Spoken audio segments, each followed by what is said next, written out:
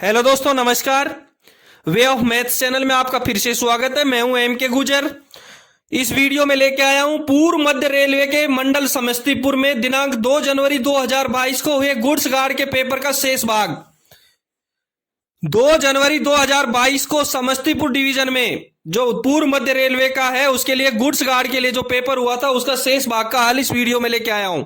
इससे पिछले वीडियो में मैंने 1 से लेकर के 30 तक के क्वेश्चन हल करवा दिए थे और 31वें क्वेश्चन से इस वीडियो में हल करवा रहा हूं। पिछले विभागीय परीक्षाओं के बहुत सारे पेपर हल करवाए, उनका लिंक मैंने डिस्क्रिप्शन में दे रखा है, उधर से आप जरूर देखें।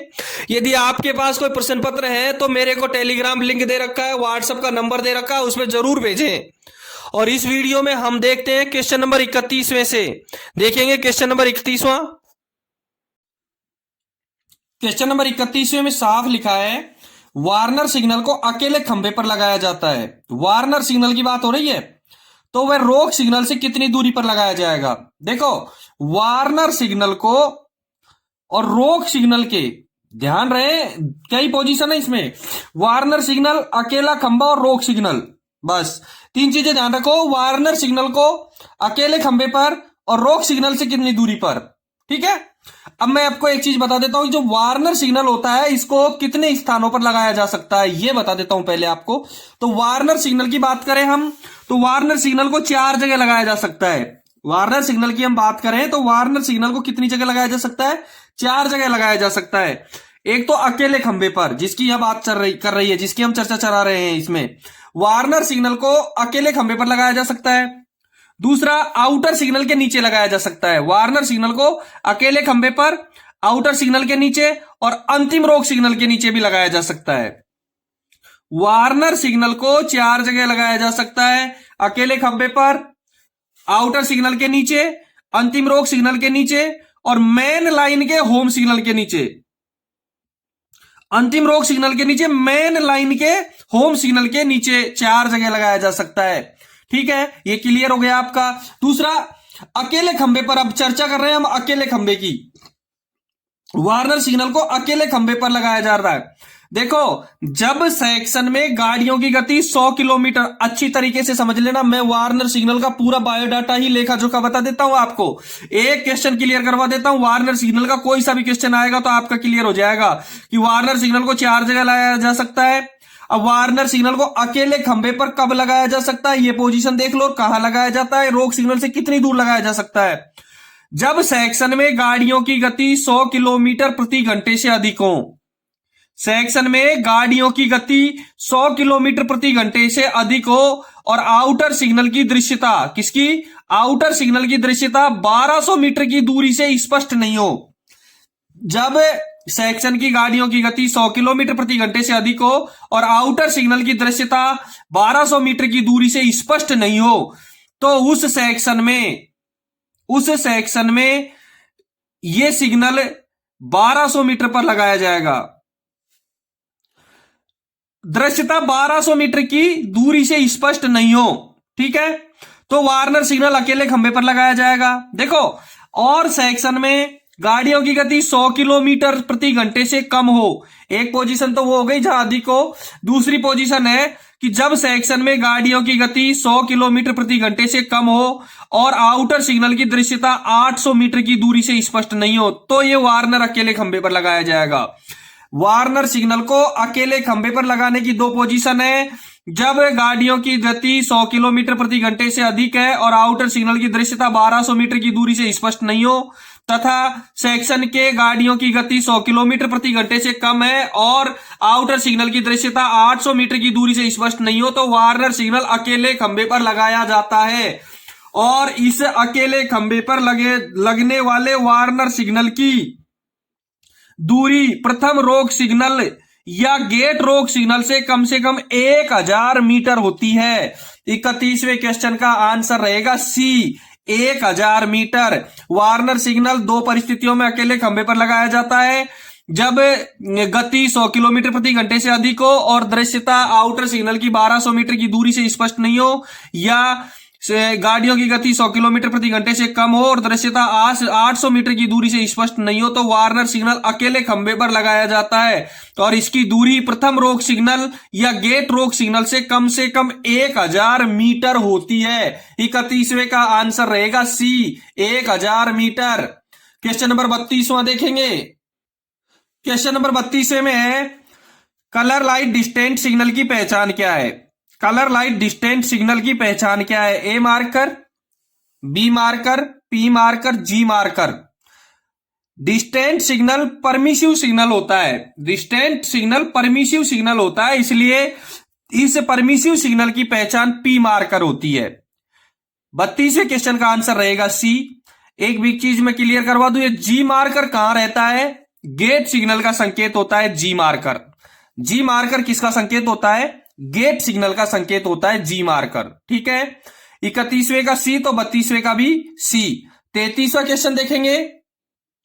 डबल डिस्टेंट सिग्नल व्यवस्था वाले स्टेशन पर कोहरे के समय पटाखे कितनी दूरी पर लगाए जाते हैं। डबल डिस्टेंट सिग्नल व्यवस्था वाले स्टेशन पर कोहरे के समय पटाखे कितनी दूरी पर लगाए जाते हैं।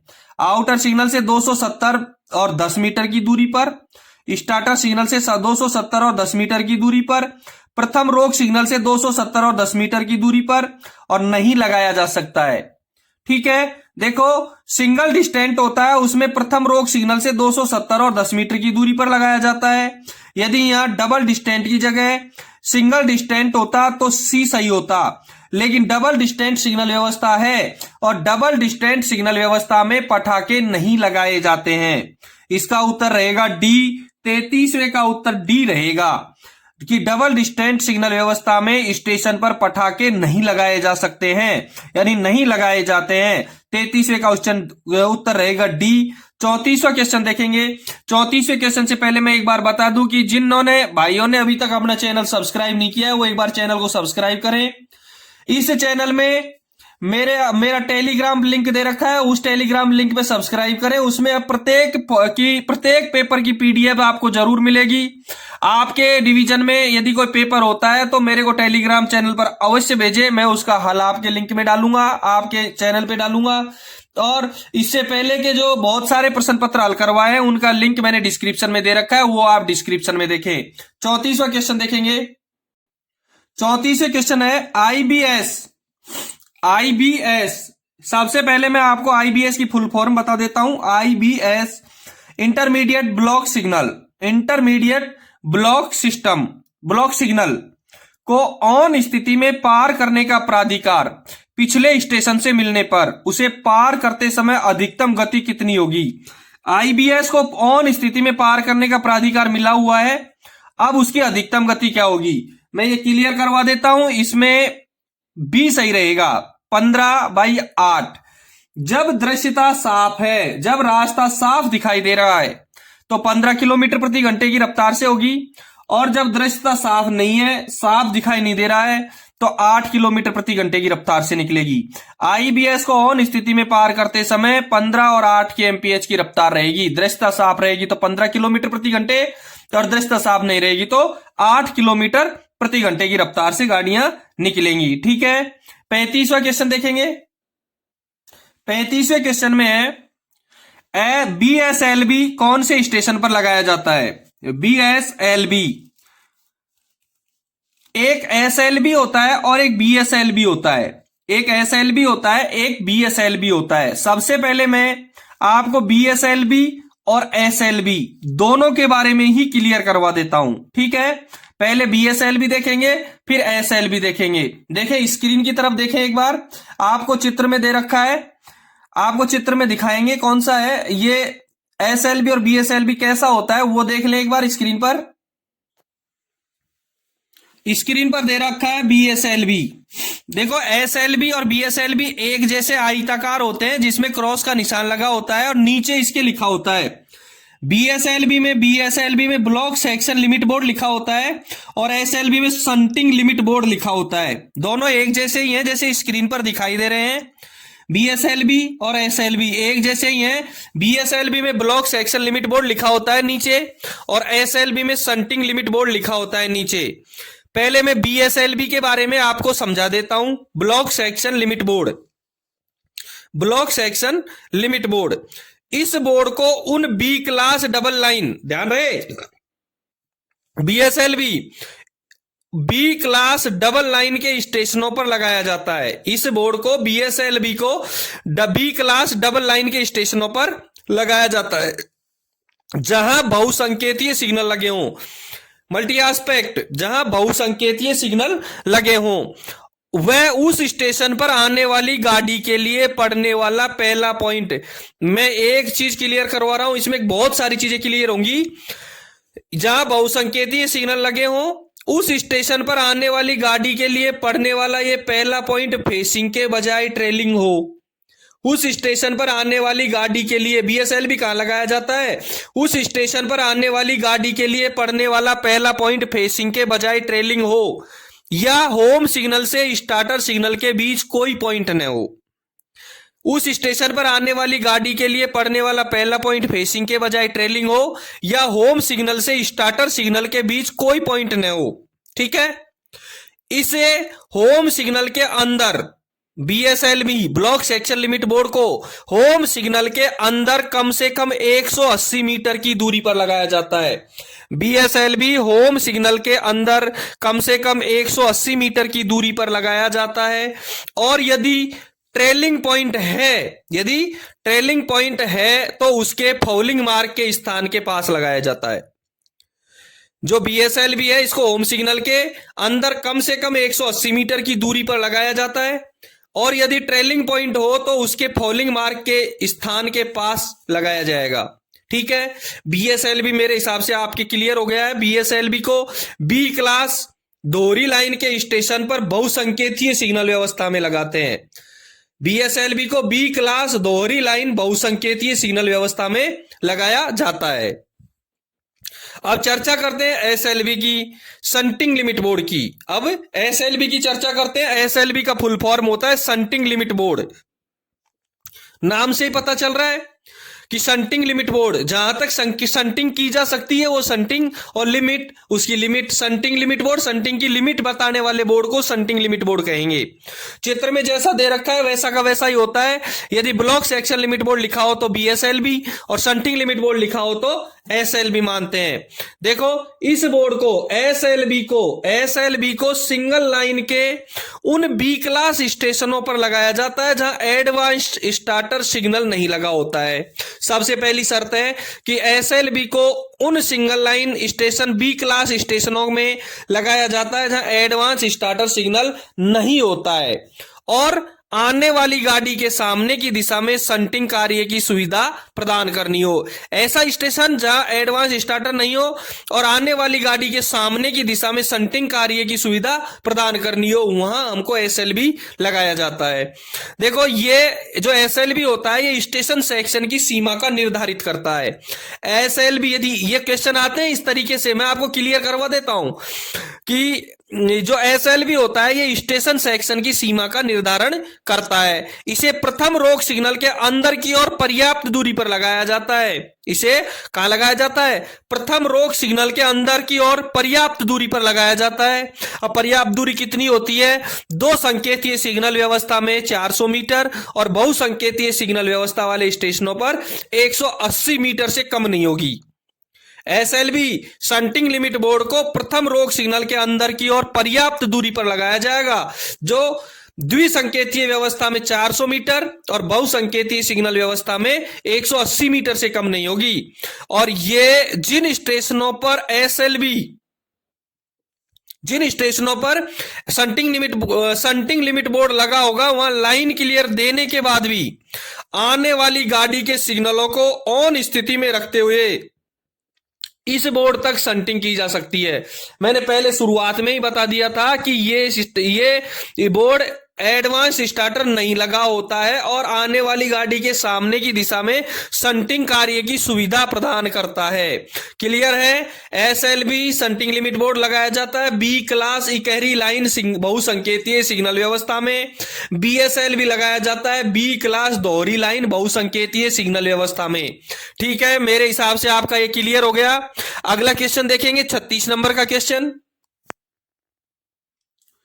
35वें में बी सही होगा आपका, बीएसएलवी बी क्लास दोहरी लाइन बहुसंकेतीय सिग्नल व्यवस्था में, और एसएलवी बी क्लास इकहरी लाइन बहुसंकेतीय सिग्नल व्यवस्था में। ठीक है, 35वें में बी सही है। 36वां क्वेश्चन देखेंगे, मालगाड़ी की कंटिन्यूटी करते समय, मालगाड़ी की क्या कर रहा है, कंटिन्यूटी कर रहा है, लोको पायलट कितने वैगन के हैंड ब्रेक लगाना है रिलीज करना सुनिश्चित करेगा। जब सही मानेगा गाड़ी को कि कितने वैगनों के हैंड ब्रेक लगाना है रिलीज करना सुनिश्चित करेगा, इसका आंसर रहेगा सी, इंजन से 10वां वैगन।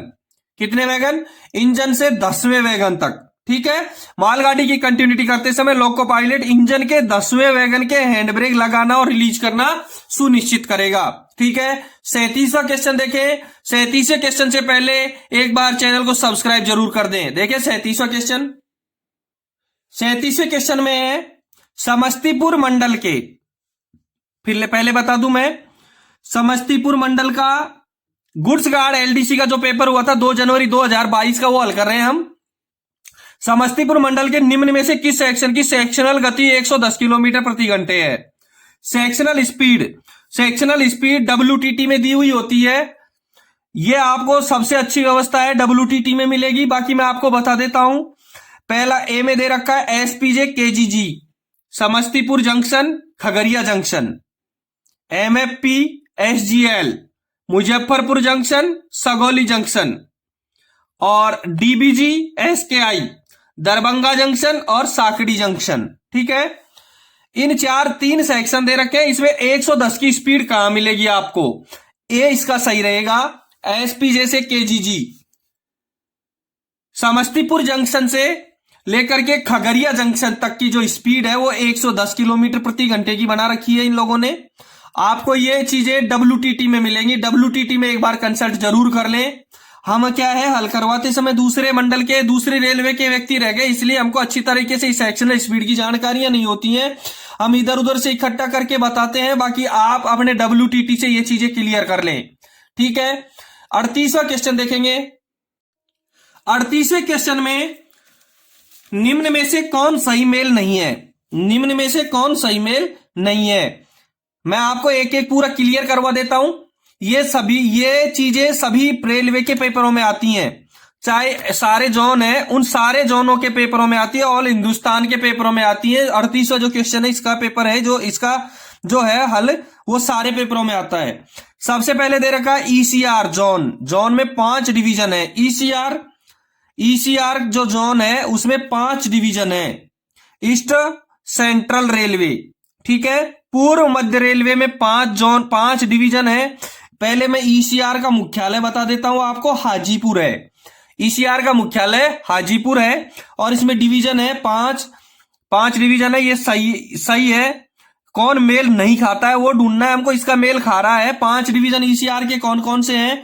धनबाद, दानापुर, पंडित दीनदयाल उपाध्याय, सोनपुर और समस्तीपुर। मुगल सराय को चेंज कर दिया है। धनबाद, दानापुर, पंडित दीनदयाल उपाध्याय, सोनपुर और समस्तीपुर। बी में CR दे रखा है, सेंट्रल रेलवे। सेंट्रल रेलवे का पहले मुख्यालय, सेंट्रल रेलवे का मुख्यालय मुंबई में है और मुंबई में 5 डिवीजन है। सेंट्रल रेलवे में 5 डिवीजन है, ये सही है। कौन कौन से हैं? मुंबई, भुसावल, नागपुर, सोलापुर और पुणे। बी में जो सेंट्रल रेलवे दे रखा है इसमें 5 डिवीजन है, मुंबई, भुसावल, नागपुर, सोलापुर और पुणे। ठीक है। सी में WR दे रखा है, वेस्टर्न रेलवे, और वेस्टर्न रेलवे का मुख्यालय भी मुंबई में ही है, Mumbai Churchgate. Western railway का मुख्यालय मुंबई है, मुंबई चर्च गेट। इसमें 5 दे रखे हैं लेकिन ये गलत है, इसमें 6 हैं। 38वें क्वेश्चन का आंसर सी रहेगा, क्योंकि वेस्टर्न रेलवे में क्वेश्चन में 5 मंडल दे रखे हैं लेकिन एक्चुअल में इसमें 6 मंडल हैं। कौन कौन से हैं? मुंबई, वडोदरा, अहमदाबाद, रतलाम, राजकोट और भावनगर। वेस्टर्न रेलवे का मुख्यालय मुंबई चर्च गेट है। इसके 6 डिवीजन है, मुंबई, वडोदरा, अहमदाबाद, रतलाम, राजकोट और भावनगर। ठीक है। डी में SWR दे रखा है, साउथ वेस्टर्न रेलवे, और SWR का मुख्यालय है हुबली। SWR का मुख्यालय है हुबली और हुबली में 3 डिवीजन है, हुबली, मैसूर और बेंगलुरु। डी में जो SWR दे रखा है, SWR में 3 डिवीजन है।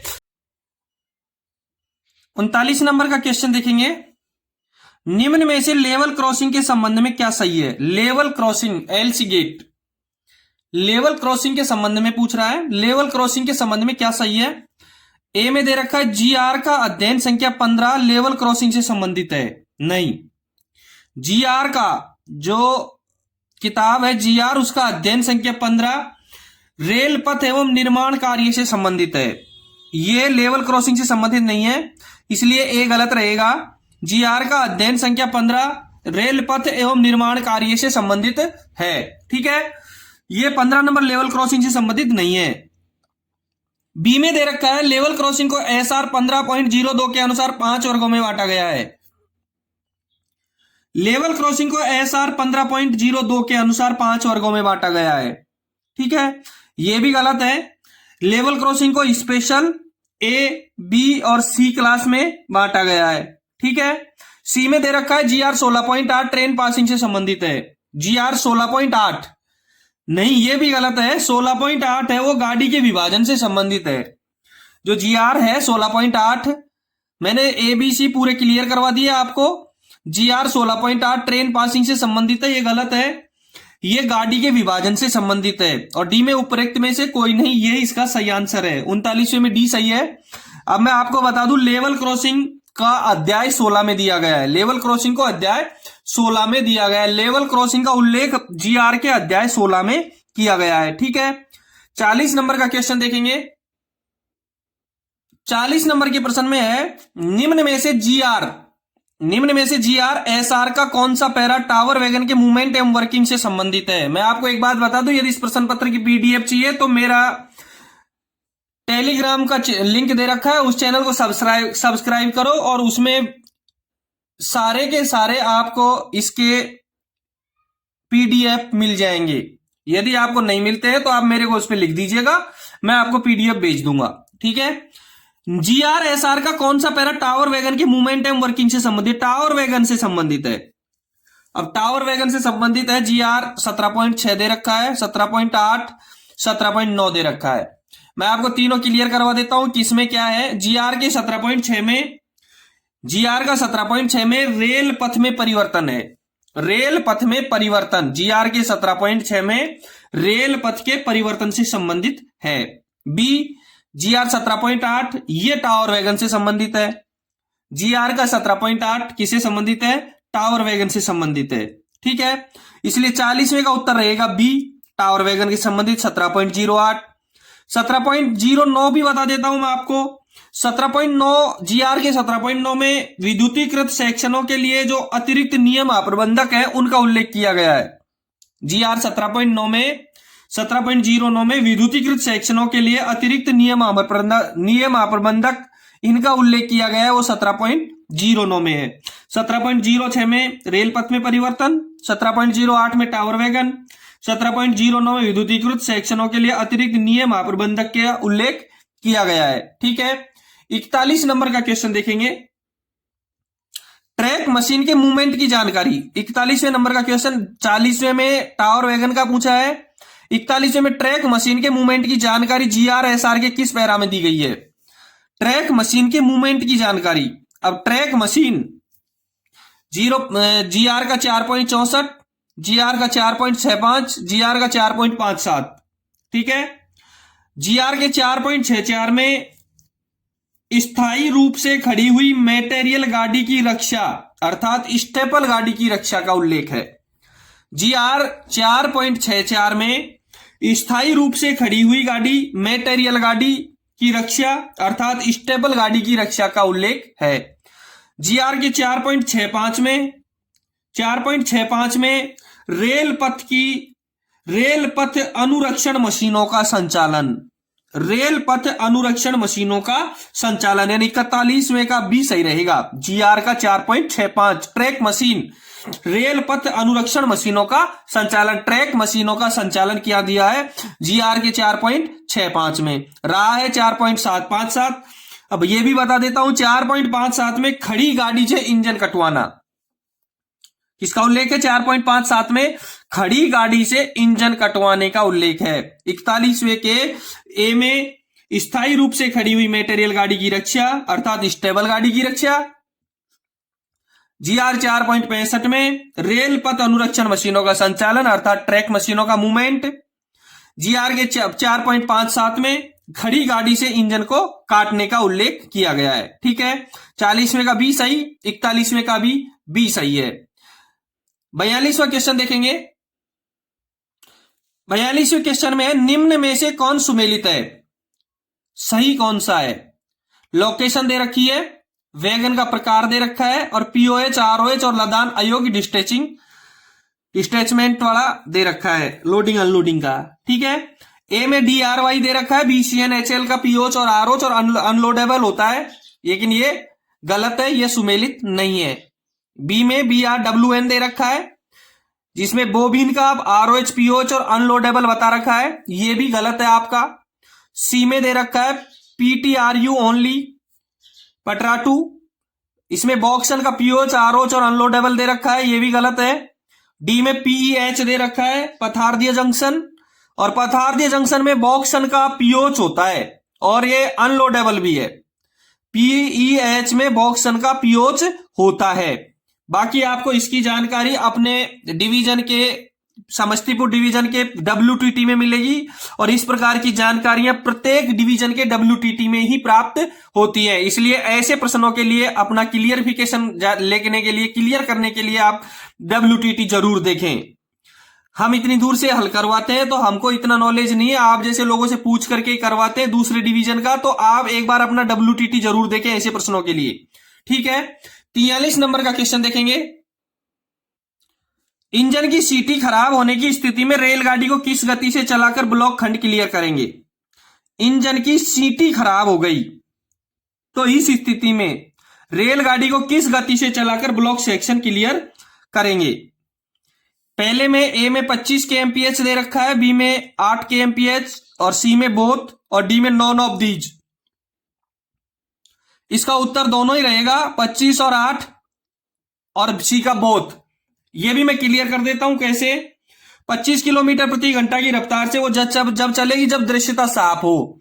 इंजन का सीटी खराब है, हॉर्न खराब है, तो वो जब दृश्यता साफ हो, विजिबिलिटी क्लियर हो तो 25 kmph की रफ्तार से चलेगा। जब दृश्यता साफ नहीं हो तो 8 kmph की रफ्तार से चलेगा। यदि आपका ए सही मान रखा है तो दिन का विजिबिलिटी क्लियर का मान रखा है, विजिबिलिटी क्लियर नहीं है तो 8 से चलेगी, और सी में दे रखा है बोथ, इसमें बोथ ही सही होगा। 43वें का सी आंसर सही रहेगा। 25 kmph में दिन में यह दृश्यता साफ हो जब, 8 kmph रात में यह दृश्यता साफ नहीं हो जब। ठीक है, इस प्रश्न पत्र का पहला भाग मैंने हल करवा दिया है, उसका लिंक मैंने डिस्क्रिप्शन में दे रखा है, वो आप उधर से जरूर देखें। यदि किसी को कोई प्रॉब्लम हो तो कमेंट्स बॉक्स में जरूर कमेंट करें, और अभी तक आपने यदि चैनल सब्सक्राइब नहीं कर रखा है तो एक बार चैनल को जरूर सब्सक्राइब करें। 44वां क्वेश्चन देखेंगे। स्थायी गति प्रतिबंध कहां दर्शाया गया है? स्थायी गति प्रतिबंध कहां दर्शाया गया है? ए में WTT का फुल फॉर्म आपको पता है, वर्किंग टाइम टेबल। हर डिवीजन का वर्किंग टाइम टेबल जारी होता है, प्रत्येक डिवीजन का अलग वर्किंग टाइम टेबल होता है, उसमें गति प्रतिबंध दर्शाए होते हैं। स्थायी गति प्रतिबंध। बी में दे रखा है G&SR, सी में दे रखा है ऑपरेटिंग मैन्युअल और डी में दे रखा है SWR। SWR की फुल फॉर्म सबको पता होती है, स्टेशन वर्किंग रूल्स। ये प्रत्येक स्टेशन के लिए जारी होता है। WTT प्रत्येक डिवीजन के लिए जारी होता है और प्रत्येक स्टेशन के लिए SWR जारी होता है। ठीक है, स्थायी गति प्रतिबंध WTT में दर्शाया जाता है, जो प्रत्येक डिवीजन का अलग अलग होता है। और मैं आपको एक चीज और बता दूं, गति प्रतिबंध दो प्रकार के होते हैं, एक स्थायी गति प्रतिबंध और एक अस्थायी गति प्रतिबंध। गति प्रतिबंध दो प्रकार के होते हैं, स्पीड रेस्ट्रिक्शन एक स्थायी और एक अस्थायी। स्थायी गति प्रतिबंध WTT में होते हैं और अस्थायी गति प्रतिबंध अधिकारियों के द्वारा लगाए जाते हैं, जो मेमो या T409 के द्वारा दिए जाते हैं, गाड़ी में पर्ची के द्वारा गाड़ी ड्राइवर को दिए जाते हैं। वो अस्थायी होते हैं, कभी भी हटते हैं, कभी भी लगाए जा सकते हैं। ठीक है, 45वां क्वेश्चन देखेंगे। 45वें क्वेश्चन में है क्षतिग्रस्त फेसिंग पॉइंट, कांटा टूटा हुआ है या कांटा क्षतिग्रस्त है। क्षतिग्रस्त फेसिंग पॉइंट पर गाड़ी की अधिकतम गति कितनी होती है। क्षतिग्रस्त फेसिंग पॉइंट पर गाड़ी की अधिकतम गति कितनी होती है। ए में 8 kmph, बी में 10 kmph, सी में 15 kmph और डी में 20 kmph। देखो जो जीआर है, सामान्य नियम की जो किताब है, उसमें सहायक नियम 3.77 के 2 के अनुसार यदि कांटे क्षतिग्रस्त हो जाते हैं तो स्टेशन मास्टर जांच और विनिश्चय करेगा कि क्या गाड़ियों को ऐसे कांटों पर प्रतिबंधित गति से चलाया जा सकता है। यदि कांटा क्षतिग्रस्त हो गया है तो एक स्टेशन मास्टर जाएगा और उसमें देखेगा कि क्या गाड़ी को ऐसे कांटों पर प्रतिबंधित गति से चलाया जा सकता है क्या, और यदि चलाया जा सकता है तो वो गति 8 kmph से अधिक नहीं होगी। वो गति 8 kmph से अधिक नहीं होगी। ये दिया हुआ है जीआर के सहायक नियम 3.77 के 2 में। क्षतिग्रस्त फेसिंग पॉइंट पर गाड़ी की अधिकतम गति 8 किलोमीटर प्रति घंटे से ज्यादा नहीं होगी, इसलिए 45वें क्वेश्चन का ए आंसर सही रहेगा। क्षतिग्रस्त फेसिंग पॉइंट पर गाड़ी की अधिकतम गति 8 किलोमीटर प्रति घंटे से ज्यादा नहीं होगी। ठीक है, 45वें का उत्तर ए रहेगा। 8 किलोमीटर प्रति घंटे की रफ्तार से ज्यादा नहीं चल सकेगी। क्वेश्चन नंबर 46वां देखेंगे। 46वें क्वेश्चन में है निम्न में से न्यूट्रल सेक्शन के संबंध में क्या सही है। न्यूट्रल सेक्शन का मतलब सीधा सा हो गया, हमें इलेक्ट्रीफाई सेक्शन से ताल्लुक है। न्यूट्रल सेक्शन से इसका मतलब है इलेक्ट्रीफाई सेक्शन से ताल्लुक रखता है। ठीक है, क्या सही है, इन चारों में से सही ढूंढना है हमको। ए बी सी डी में क्या करना है, सही ढूंढना है। सत्य क्या है। ए में दे रखा है वार्निंग सिग्नल बोर्ड को न्यूट्रल सेक्शन से 500 मीटर आगे फिक्स किया जाता है, ये गलत है।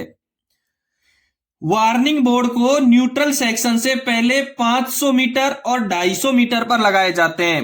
न्यूट्रल सेक्शन से पहले 2 वार्निंग बोर्ड होते हैं, एक 500 मीटर पहले और एक 250 मीटर पहले लगाया जाता है। एक 500 मीटर पहले लगाया जाता है और एक 250 मीटर पहले लगाया जाता है, इसलिए ए गलत रहेगा, क्योंकि ए का सत्य रहेगा 500 मीटर और 250 मीटर पहले 2 वार्निंग बोर्ड होंगे, वो दोनों वार्निंग सिग्नल या बोर्ड लगाए जाएंगे न्यूट्रल सेक्शन से पहले। ठीक है, बी में दे रखा है जीआर 17.06 न्यूट्रल सेक्शन के वार्निंग बोर्ड से संबंधित है। नहीं, ये भी गलत है, क्योंकि 17.06 जीआर का 17.06 रेल पथ में परिवर्तन से संबंधित है। ये न्यूट्रल सेक्शन के वार्निंग बोर्ड से संबंधित नहीं है, इसलिए 46वें क्वेश्चन का ए भी गलत रहेगा और बी भी गलत रहेगा। जीआर 17.06 फिर से बता दूं, रेल पथ में परिवर्तन से संबंधित है। ठीक है, सी में दे रखा है न्यूट्रल सेक्शन बोर्ड की लंबाई एवं चौड़ाई 45 सेंटीमीटर और 75 सेंटीमीटर होनी चाहिए, यह सत्य है। न्यूट्रल सेक्शन के बोर्ड की लंबाई एवं चौड़ाई 45 बाई 75 सेंटीमीटर होनी चाहिए, यह सत्य है। मैं आपको एक बार बता दूं, न्यूट्रल सेक्शन से पहले जो बोर्ड होता है वार्निंग बोर्ड, वो कैसा होता है, आप एक बार स्क्रीन पर देखें। आपको स्क्रीन पर दिखाई दे रहा है, ये 2 वार्निंग बोर्ड लगे हुए हैं, एक 250 मीटर का, एक 500 मीटर का। स्क्रीन पर देखें, 2 वार्निंग बोर्ड है ए और बी। देखो इनमें दोनों की आकृति 45 बाई 75 सेंटीमीटर की है। दोनों वार्निंग बोर्ड है स्क्रीन पर, इनमें दोनों की आकृति 45 बाई 75 सेंटीमीटर है। एक पर 250 मीटर व दूसरे पर 500 मीटर लिखा हुआ है। इसका मतलब होता है कि वार्निंग बोर्ड बी बोर्ड है जो 250 मीटर पहले लगा हुआ है, और ए बोर्ड है उसको 500 मीटर पहले लगाया जाता है। जो लिखा हुआ है 250 मीटर और 500 मीटर, 250 मीटर वाले पे बी बोर्ड लिखा हुआ है, तो 250 मीटर पहले ये जो बी लिखा है ये लगाया जाएगा, और 500 मीटर पहले जो ए लिखा है वो ए बोर्ड 500 मीटर पहले लगाया जाएगा। वार्निंग बोर्ड न्यूट्रल सेक्शन से एक 500 मीटर पहले और एक 250 मीटर पहले 2 लगाए जाएंगे, और दोनों बोर्डों पे 45 बाई 75 सेंटीमीटर इनका लंबाई और चौड़ाई रहेगा। ठीक है, देख लिया आपने, ये क्लियर हो गया वार्निंग बोर्ड। अब अगला क्वेश्चन देखेंगे, 47वां क्वेश्चन देखेंगे। 47वें क्वेश्चन में कुछ नई सतर्कता आदेश की फॉर्म संख्या क्या है। ए में T1425 दे रखा है, बी में TA409, सी में T609 और डी में TE602 दे रखा है। पहले मैं इसका उत्तर बता देता हूं, बाकी उसके बाद में सारे जो पॉइंट दे रखे हैं ABCD में सबको क्लियर करवा देता हूं आपका। कुछ नहीं का नंबर रहेगा TA409, TA409 कुछ नहीं सतर्कता आदेश का नंबर रहेगा TA409, सतर्कता आदेश का नंबर रहेगा T409 और अनुस्मारक सतर्कता आदेश का नंबर रहेगा TB409। सतर्कता आदेश 3 होते हैं, कौन कौन से? T409, TA409 और TB409। T409 सतर्कता आदेश, TB409 अनुस्मारक सतर्कता आदेश यानी रिमाइंडर और TA402 कुछ नहीं सतर्कता आदेश, नील का सतर्कता आदेश। ठीक है। ए में जो दे रखा है T1425, ये 1425 4 प्रकार के होते हैं, TA1425, TB1425, TC1425, TD1425। अब TA1425 लाइन क्लियर पूछताछ संदेश रजिस्टर को कहते हैं। TA1425 होता है वो लाइन क्लियर पूछताछ संदेश रजिस्टर होता है। TB1425 होता है वो लाइन क्लियर जवाब संदेश रजिस्टर होता है। TC1425 होता है वो अप गाड़ी का पेपर लाइन क्लियर टिकट होता है, PLCT अप की TC1425। और TD1425 डाउन गाड़ी की PLCT होती है। डाउन गाड़ी के लिए पेपर लाइन क्लियर टिकट जो दिया जाता है वो TD1425 होता है। 1425 का खाता क्लियर हो गया। अब बी में 409 दे रखा है, बी में जो 409 दे रखा है उसमें T409 सतर्कता आदेश, TA409 कुछ नहीं का सतर्कता आदेश और TB409 सतर्कता आदेश, अनुस्मारक सतर्कता आदेश यानी कि रिमाइंडर। सी में जो 609 दे रखा है T609, ये T609 होता है इंजन अथवा गाड़ी के हिस्से को मध्य सेक्शन से अगले स्टेशन पर ले जाने की अनुमति दिए जाने पर। अच्छी तरह सुन लेना, T609 क्या काम आएगा? इंजन अथवा गाड़ी के हिस्से को मध्य सेक्शन से अगले स्टेशन पर ले जाने की अनुमति दिए जाने पर गार्ड द्वारा लोको पायलट को एक लिखित अनुमति दी जाती है। एक दो हिस्से हो जाते हैं गाड़ी के मध्य सेक्शन में, दो हिस्से करके जो गार्ड एक अनुमति देता है ड्राइवर को, लोको पायलट की एक अनुमति देता है जो आगे ले जाता है वो अगले स्टेशन पर। ब्लॉक सेक्शन आधे गाड़ी का ब्लॉक सेक्शन क्लियर करने के लिए जो अनुमति दी जाती है, इंजन अथवा गाड़ी के हिस्से को मध्य सेक्शन से अगले स्टेशन पर ले जाने की अनुमति दिए जाने पर गार्ड द्वारा लोको पायलट को दी जाने वाली लिखित अनुमति को T609 कहेंगे। ठीक है, गार्ड के द्वारा दी जाती है। इनमें से एक भी अनुमति ऐसी नहीं है जो गार्ड द्वारा दी जाती है, केवल एक T609 एक ऐसी अथॉरिटी होती है जो गार्ड के द्वारा लोको पायलट को दी जाती है। ठीक है। डी में TE602 दे रखा है, डी में TE602 दे रखा है और TE602 होता है सिंगल लाइन पूर्ण संचार व्यवस्था बंद के दौरान। जब सिंगल लाइन हो और उसमें पूर्ण संचार व्यवस्था भंग हो रही है तो गाड़ियों के लाइन क्लियर हेतु लाइन क्लियर इंक्वायरी मैसेज रहेगा TE602। सिंगल लाइन में पूर्ण संचार व्यवस्था भंग के दौरान गाड़ी के लाइन क्लियर हेतु line clear enquiry message TE602 रहेगा, TE602 रहेगा। 47वें क्वेश्चन का कुछ नहीं सतर्कता आदेश में बी सही है। बाकी मैंने ABCD में जो लिखे हुए हैं सारे आपको खोल करके क्लियर करवा दिए। इसमें कोई कंफ्यूजन हो तो आप मेरे को कमेंट बॉक्स में जरूर कमेंट करना। यदि आप चैनल पे नए हो तो एक बार चैनल को सब्सक्राइब जरूर करना। देखेंगे नेक्स्ट क्वेश्चन। 48वां क्वेश्चन है, निम्न में कौन सुमेलित है? GR दे रखी है, टॉपिक दे रखा है। इसमें GR के अध्याय दे रखे हैं और ये किससे संबंधित है वो दे रखा है। ठीक है,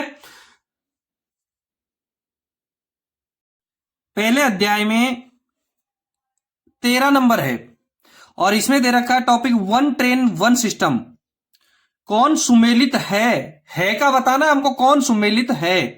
अध्याय 8 वो 13 में 1 ट्रेन 1 सिस्टम दे रखा है, बिल्कुल सही है। अध्याय 13 में 1 ट्रेन 1 सिस्टम है, एक ट्रेन पद्धति। अध्याय 13 में क्या है? एक ट्रेन पद्धति। BCD में जो है वो भी आपको मैं क्लियर करवा देता हूं। अध्याय 10 सिस्टम ऑफ वर्किंग, लेकिन ये गलत है, क्योंकि अध्याय 10 में अनुगामी गाड़ी पद्धति का उल्लेख है।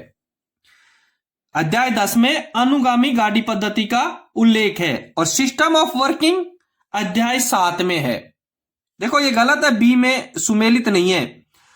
कौन सुमेलित है? अध्याय 13 में वन ट्रेन सिस्टम, अध्याय 10 में इसमें दे रखा है सिस्टम ऑफ वर्किंग। ये गलत है, क्योंकि अध्याय 10 है अनुगामी गाड़ी पद्धति का। अध्याय 10 में अनुगामी गाड़ी पद्धति है और सिस्टम ऑफ वर्किंग अध्याय 7 में दे रखा है। अध्याय 7 में सिस्टम ऑफ वर्किंग है, ठीक है। सी में अध्याय 9 दे रखा है और इसमें दे रखा है कि सिग्नल, लेकिन अध्याय 9 में ऑटोमेटिक ब्लॉक पद्धति है। अध्याय 9 में ऑटोमेटिक ब्लॉक पद्धति है और सिग्नल का उल्लेख अध्याय 3 में ही किया गया है। अध्याय 9 में ऑटोमेटिक ब्लॉक पद्धति और सिग्नल का उल्लेख अध्याय 3 में किया गया है। डी में अध्याय 14 दे रखा है, जिसमें दे रखा है वर्किंग ऑफ सिग्नल लॉरी, लेकिन अध्याय 14 में ब्लॉक प्रचालन का उल्लेख किया गया है। अध्याय 14 में ब्लॉक प्रचालन का उल्लेख किया गया है। इस तरीके से 48वें क्वेश्चन में ए सही रहेगा, क्योंकि अध्याय 13 में वन ट्रेन सिस्टम है। बी सी डी का मैंने आपको क्लियर करवा दिया गया है, एक बार नहीं तो बार बार देख करके इनको क्लियर जरूर कर लें। अगला क्वेश्चन देखेंगे, 49 नंबर का क्वेश्चन है। 95% से अधिक परंतु 97% या उससे अधिक, 95% से अधिक परंतु 97% या उनसे अधिक अंकों से हिंदी टंकण परीक्षा पास करने पर नगद पुरस्कार के रूप में कितनी राशियां दी जाती हैं? इसका उत्तर रहेगा ए 1600 एवं 2400 रुपए। 95% के 1600, 95% या इससे अधिक के 1600 और 97% या उससे अधिक के 2400, ठीक है। 49वें नंबर का क्वेश्चन का ए आंसर रहेगा 1600 एवं 2400। अगला क्वेश्चन देखेंगे 50 नंबर का क्वेश्चन। 50वें में है, संसदीय राजभाषा समिति की कौन सी समिति प्रतिवेदन का मसौदा तैयार करती है? संसदीय राजभाषा समिति की कौन सी समिति प्रतिवेदन का मसौदा तैयार करती है? ए में संसदीय राजभाषा समिति की कार्य साधक ज्ञान प्राप्त कर्मचारी संबंधित उपसमिति। बी में दे रखा है संसदीय राजभाषा समिति की प्रवीणता संबंधी उपसमिति। सी में दे रखा है संसदीय राजभाषा समिति की आलेख एवं उपसमिति और डी में दे रखा है संसदीय राजभाषा समिति की हिंदी पुरस्कार संबंधी समिति। 50वें का आंसर रहेगा सी, संसदीय राजभाषा समिति की आलेख एवं उपसमिति प्रतिवेदन का मसौदा तैयार करती है। प्रतिवेदन का मसौदा कौन तैयार करती है? संसदीय राजभाषा समिति की, संसदीय राजभाषा समिति की आलेख एवं उप समिति। इसलिए 50वें क्वेश्चन का सी आंसर सही रहेगा। अगला क्वेश्चन देखेंगे 51वें नंबर का क्वेश्चन। 51 नंबर के क्वेश्चन में है, राजभाषा नियम 1976 कब संशोधित हुआ था? राजभाषा नियम 1976 कब संशोधित हुआ था? ए में 9 अक्टूबर 1987, 15 अक्टूबर 1987, 11 नवंबर 1987 और 17 नवंबर 1987। इसमें ए सही रहेगा 9 अक्टूबर 1987। राजभाषा नियम 1976 संशोधित हुआ था 9 अक्टूबर 1987। मैं आपको एक चीज और क्लियर करवा दूं, जो राजभाषा नियम 1976 है वो 1987 में संशोधित हुआ था। उसके बाद में सही 20 साल बाद 2007 में संशोधित हुआ है और उसके बाद में 4 साल बाद 2011 में अंतिम संशोधित हुआ है। राजभाषा नियम 1976 अब तक 3 बार संशोधित हो चुका है, 1987 में, 2007 में और 2011 में, ठीक है। राजभाषा नियम 1976 का संशोधित हुआ 9 अक्टूबर 1987। इसलिए 51वें क्वेश्चन का आंसर रहेगा ए 9 अक्टूबर 1987। अगला क्वेश्चन देखेंगे 52 नंबर का क्वेश्चन देखें। 52 नंबर के क्वेश्चन में है, निम्न में कौन सही है? निम्न में से कौन सही है? ए, बी, सी और डी दे रखे हैं। ए में दे रखा है, भारत के संविधान में राजभाषा से संबंधित अनुच्छेद भाग 17 में है। भारत के संविधान में राजभाषा से संबंधित अनुच्छेद भाग 17 में है। यह मैं आपको बता देता हूं कि भारत के संविधान में भाग 17 के अनुच्छेद भाग 17 के 345, 346 और 347 में राज्य की राजभाषाओं के संबंध में उल्लेख किया गया है। जो भारत के संविधान में राजभाषा से संबंधित जो उल्लेख है वो भाग 17 के अनुच्छेद 345, 346 और 347 में राज्य की राजभाषाओं के, किसके, राज्य की राजभाषाओं के संबंध में उल्लेख किया गया है। दूसरा, संविधान के भाग 17 में 4 अध्याय हैं। संविधान के भाग 17 में 4 अध्याय हैं, गलत है, क्योंकि संविधान के भाग 17 में केवल 3 अध्याय हैं। संविधान के भाग 17 में केवल 3 अध्याय हैं, ठीक है। सी में दे रखा है अनुच्छेद 350 हिंदी भाषा के विकास के निर्देश से संबंधित है, लेकिन यह गलत है, क्योंकि हिंदी भाषा का प्रचार प्रसार करना वह हिंदी भाषा के विकास के निर्देश से संबंधित जो अनुच्छेद है वो 351 नंबर का है। 350 में व्यथा के निवारण के लिए अभ्यावेदन में प्रयोग की जाने वाली भाषा का उल्लेख है। अनुच्छेद 350 में व्यथा के निवारण के लिए अभ्यावेदन में प्रयोग की जाने वाली भाषा का उल्लेख है और भाषा के विकास संबंधी निर्देश अनुच्छेद 351 में दिए गए हैं, इसलिए सी गलत है। दूसरा, अनुच्छेद 350 का भाषाई अल्पसंख्यक वर्गों के लिए विशेष अधिकारी की नियुक्ति से संबंधित है, यह भी गलत है। अनुच्छेद 350 में व्यथा के निवारण के लिए अभ्यावेदन में प्रयोग की जाने वाली भाषा का वर्णन है, ठीक है। 52वां क्वेश्चन क्लियर है आपका। 53 नंबर के क्वेश्चन से पहले मैं एक बार बता दूं, अभी तक यदि आपने चैनल सब्सक्राइब नहीं किया है तो एक बार अपना चैनल को जरूर सब्सक्राइब करें, और इससे पिछले वीडियो मैंने सारे लिंक इस डिस्क्रिप्शन में डाल रखे हैं, बहुत सारे पेपर हल करवा रखे हैं, वो आप एक बार जरूर देखें। 53 नंबर का क्वेश्चन देखें। 53 नंबर के क्वेश्चन में है अनुच्छेद 3 निम्न में से कौन सुमेलित है। आपको सुमेलित जो सही है उसको छांटना है, उसका निशान लगाना है। ए में दे रखा है अनुच्छेद 350 ख।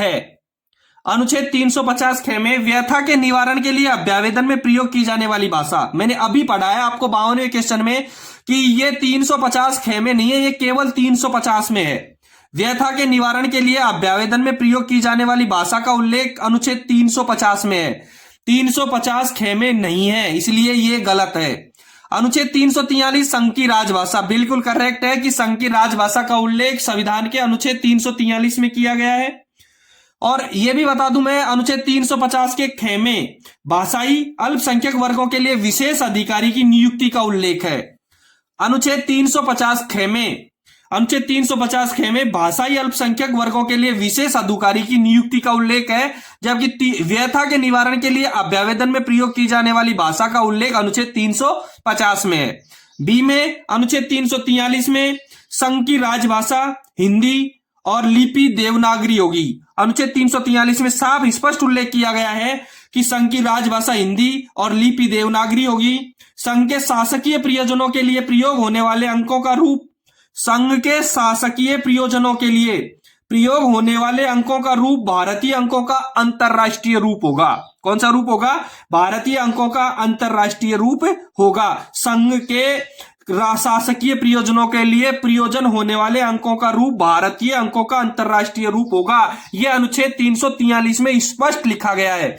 सी में लिखा गया है अनुच्छेद 344 संघ की राजभाषा या राजभाषाएं, नहीं, गलत है, क्योंकि अनुच्छेद 344 के ए में लिखा है कि संविधान के प्रारंभ से 5 वर्ष की समाप्ति पर राष्ट्रपति द्वारा एक आयोग के गठन का प्रावधान करता है, जबकि संघ की राजभाषा और राजभाषाएं 343 में है, इसलिए सी भी इसका गलत रहेगा, क्योंकि 344 के 1 में लिखा है संविधान के प्रारंभ से 5 वर्ष की समाप्ति पर राष्ट्रपति द्वारा एक आयोग के गठन का प्रावधान करता है। डी में संविधान का अध्याय 2 में विशेष निर्देश, लेकिन यह गलत है, क्योंकि संविधान के भाग 2 में भारत और भारत की नागरिकता का उल्लेख किया गया है। डी में जो संविधान का अध्याय 2 दे रखा है यह गलत है, क्योंकि भाग 2 में भारत की और भारत की नागरिकता का उल्लेख किया गया है, इसलिए 53वें में केवल बी सही है, अतः इसका डी सही रहेगा, ओनली बी। अनुच्छेद 343 में संघ की राजभाषा का उल्लेख किया गया है। अनुच्छेद 343 में लिखा है कि संघ की राजभाषा हिंदी और लिपि देवनागरी होगी। संघ के शासकीय प्रयोजनों के लिए प्रयोग होने वाले अंकों का रूप अंतरराष्ट्रीय, भारतीय अंकों का अंतरराष्ट्रीय रूप होगा। ठीक है, 53 नंबर का क्वेश्चन कंप्लीट है। अगला क्वेश्चन देखेंगे, 54 नंबर का क्वेश्चन है। 54 नंबर के क्वेश्चन में है TWO। TWO की फुल फॉर्म होती है टेम्परेरी वर्क ऑर्डर की वैधता अवधि कितनी होगी? और टेम्परेरी वर्क ऑर्डर की जारी होने से एक चीज मैं बता दूं, इसकी 90 दिन होती है। जिस दिन ये जारी होता है उससे 90 दिन इसकी वर्क ऑर्डर की अवधि होती है। TWO की वैधता अवधि होती है 90 दिन। 54वें क्वेश्चन में सी आंसर सही रहेगा। 54वें क्वेश्चन में सी आंसर सही रहेगा। एक चीज मैं दूसरी और बता दूं कि TWO आरंभ होने से 48 घंटे पहले स्टेशन मास्टर द्वारा मुख्य गाड़ी नियंत्रक को सूचित किया जाता है। TWO आरंभ होने से 48 घंटे पहले स्टेशन मास्टर द्वारा मुख्य गाड़ी नियंत्रक को सूचित किया जाता है। और TWO को सीनियर डीओम या डीओम या इनके अनुपस्थिति में DSO द्वारा जारी किया जाता है। TWO सीनियर डीओम या इनकी अनुपस्थिति में DSO द्वारा जारी किया जाता है। TWO, इसका TWO की वैधता रहेगी 90 दिन। 54वें क्वेश्चन का सी आंसर सही रहेगा। अंतिम क्वेश्चन है इस पेपर का, 55 नंबर का क्वेश्चन देखेंगे। 55 नंबर का क्वेश्चन है NTKM का अर्थ क्या है? NTKM का अर्थ क्या है? पीछे भी मैं हल करवा दिया, पिछले पेपर में भी ये क्वेश्चन था। इसका अर्थ होता है net ton kilometre. Net ton kilometre ये एक फंडामेंटल यूनिट है। NTKM एक फंडामेंटल यूनिट है। और फंडामेंटल यूनिट के मैं और भी उदाहरण बता दूं आपको। Net kilometres, train kilometres, wagon kilometres, passenger kilometres, ये सब फंडामेंटल यूनिट में आते हैं। ये सब फंडामेंटल यूनिट में आते हैं। NTKM का अर्थ हो गया net ton kilometre. Net ton kilometre, ठीक है। 55वें क्वेश्चन का ए आंसर सही रहेगा। दोस्तों ये था आपके समस्तीपुर डिवीजन के गुड्स गार्ड का 2 जनवरी 2022 का जो LDC 15% के लिए पूर्व मध्य रेलवे में लगा था पेपर, हल हो गया कंप्लीट। इससे पहले के वीडियो मैंने लिंक डिस्क्रिप्शन में डाल रखे हैं, उसमें आप जरूर देखें। अगला किसी भी रेलवे का पेपर हाथ लेंगे, जल्दी से जल्दी वो हल करवाएंगे। यदि आपने चैनल को सब्सक्राइब नहीं किया है तो एक बार जरूर सब्सक्राइब करें। धन्यवाद। कोई प्रॉब्लम हो तो आप कमेंट्स बॉक्स में जरूर कमेंट करें। धन्यवाद।